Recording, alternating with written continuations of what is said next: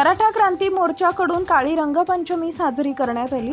सोलापूर महापालिकेत मराठा समाजाला महापौर पदाची संधी डावलल्यानं भाजपच्या स्थानिक नेत्यांविरोधात आंदोलन।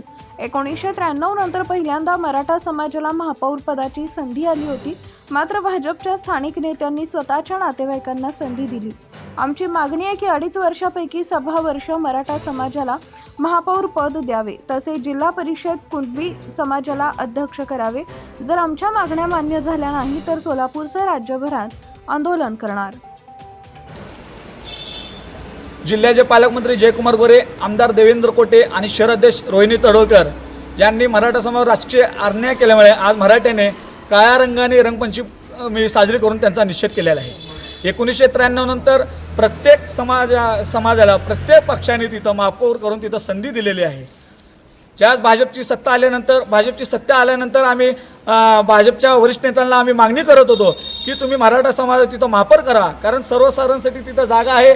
आमदार देवेंद्र कोटे यांनी त्यांच्या भावजेला महापौर करून ओबीसीचा तिथं आमच्या समाजावर मोठा अन्याय केलेला आहे।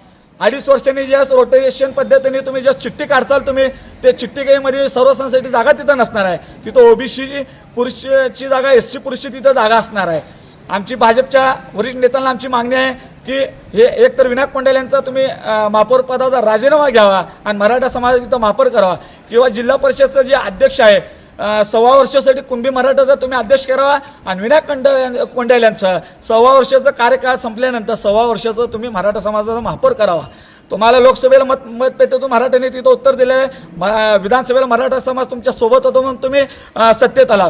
जिल्हा महापौरची निवडणूक, जिल्हा परिषदचं निवडणूक होतं, भाजप तिथं 55+ जागा निवडून आणण्याचं त्यांनी स्वप्न पाहिलं होतं। मराठ्यांनी त्यांना 38 जागा तिथं जिंकून दिलेल्या आहेत। फक्त आज जर तुम्ही मराठा समाज न्याय देण्याची भूमिका ती घेतली नाही तर ह्या आंदोलनाचा होणार सोलापूरचं महाराष्ट्रात दिसेल आणि येणाऱ्या प्रत्येक निवडणुकीला तुम्हाला मतपेटीतून मराठा उत्तर देईल।